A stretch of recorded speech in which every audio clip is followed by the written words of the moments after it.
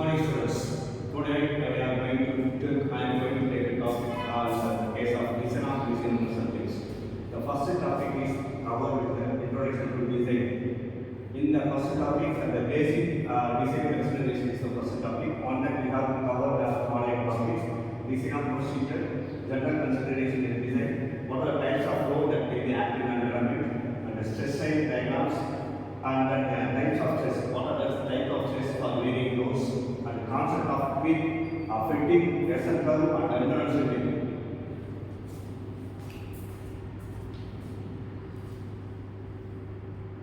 So before going to design any type of object, we have considered the different types of load and stresses acting on the elements. For that we have go for design procedure, proper design procedures. So these are the course outcomes for this particular concept. That is analyze and evaluate the loads, forces, stress involved in the components, and design the dimensions. Select the design criteria for different machining components. Select proper materials for machine components. Identify various modes of failure of machine components under different types of load patterns. Use design data book for calculating the different parameters using standard codes, and select the standard components with the specification as per this design. So the design procedure is follow the following set of steps. So first we have go for need or aim for the design, because depending upon the customer's need, we have to design the element for the different criteria. So we have identify the need for the design of a particular component. For the synthesis is the second step of the design procedure, for which various data collected from the customers may be categorized into different type of activities. From that we have identified a particular design process. So for designing the component, we have identified the various types of forces acting on the element, because the forces is a main criteria for the design of the component. So analysis of the forces, and then for the particular forces, which type of material is suitable to design the particular component is a major criteria. So we have to find out which type of material is adapted for that particular design. That is another step. After that, we have follow that design of elements. What are the different types of elements? For example, if we consider a table, it consists of a wood, the steel frames, and then gold nuts. So the elements have different sizes and shapes. That may be identified and that may be listed.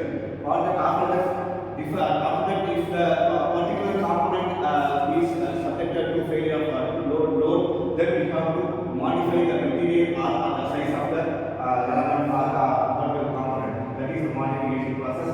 After that, we have identified all those types of machine components and size and shape of the detail element. Then the detailed drawing will be presented to the manufacturing unit. That manufacturing unit will follow the orders and the design patterns of the particular component. They have produced the particular product.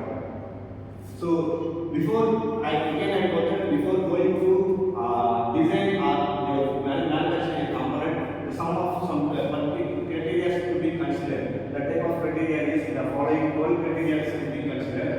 So first, which type of load is acting on that by that load, which type of stress is acting on the element is to be analyzed. Second one is motion of the part at kinematics of the machines.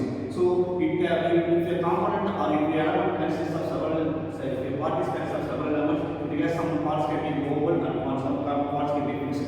So in movable parts, the effect of the stress is maximum. So that you can identify the motion of the parts, which type of motion is available in the element. So again, after that we have to select the materials based on the movement of particles and the type of load acting on the element. So the third step is selection of material. The fourth step is we have to find out the size and the shape. As I already know that different size of materials and different shape of materials available. So on that different type of material, different shape of material, which type of the parts is suitable for our design is identified.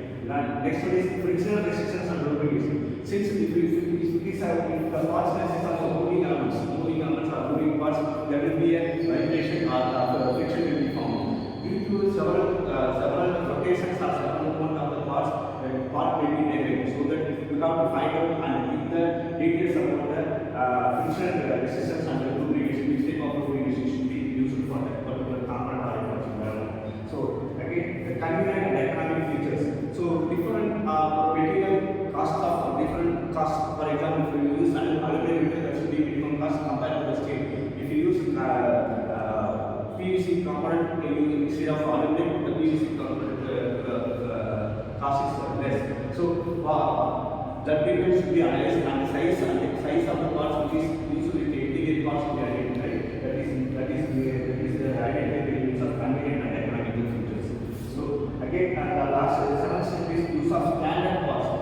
So there may be some, for example, if you take a bolt which there is a M6 bolt or M8 bolt or M10 bolt, instead of you have not used for M5 bolt because it is not standard size. So M6 bolt or M8 bolt is standard. So use as far as concerned, we have to use standard parts. So again, the safety operation.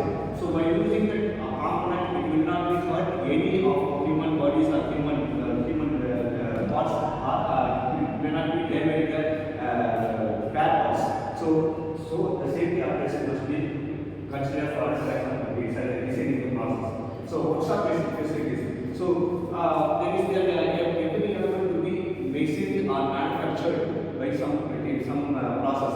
So which type of machine is to be used, which type of material is to be used, which type of process is to be used to be even in the design process.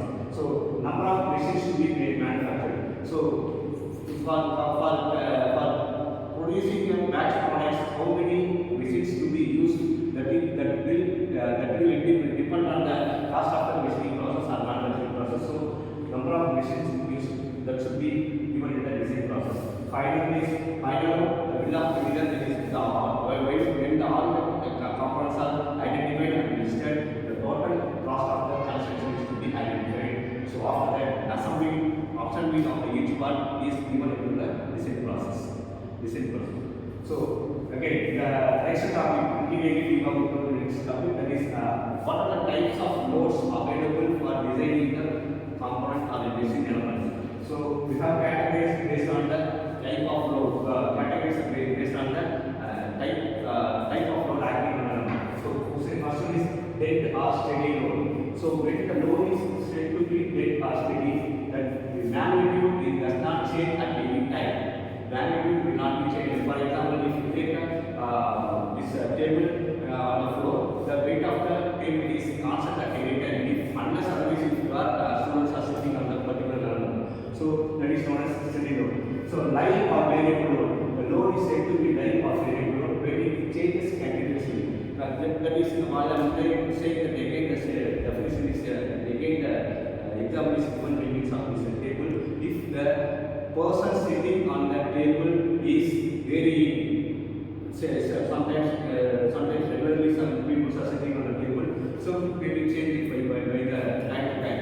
So when the persons are changing on the table, the type of load is known as variable load. So suddenly applied or sharp load. If you consider a load which is acted on the component at a particular impact, that is known as suddenly applied load or variable sharp load. So when we take the loads, that is the machine components of a hammer, or by using the, in case of the splitting, in that case we have applied load by means of some external force at a particular height, that is known as suddenly applied load. Impact load. Load is said to be an impact when applied with some initial velocity.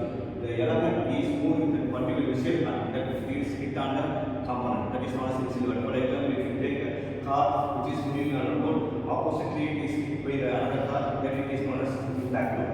So stress strain diagram. In stress strain diagram we have why the stress strain diagram is known as, if the load is acting on the element, the stress will be developed. Due to the stress, the material will be strained and the element can be found in this shape. So in that we have to find out that different types of stresses are available. The type of stresses is stresses when the body is subjected to axially pulled by some loads.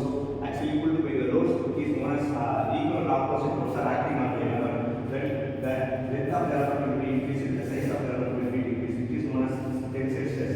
So tensile stress is known as sigma t equal to rho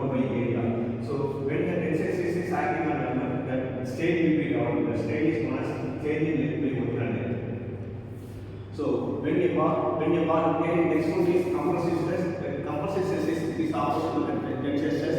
So when a body is subjected to two equal and opposite forces is known as compressive load. So see here, the element is subjected to some two compressive force at the two ends at an axis direction. So the element will be decreasing in length and increase in cross-sectional dimension. So which is known as tensile stress, compressive stress. The compressive stress is known as same numerical expression for the tensile and compressive stress. So load by area. So compressive strain is known as sigma epsilon c is known as delta E by L. Okay, which is clearly represented in the diagram. So in next class we will move on to the next type of stress elements. The effect of stress elements are identified, and based on that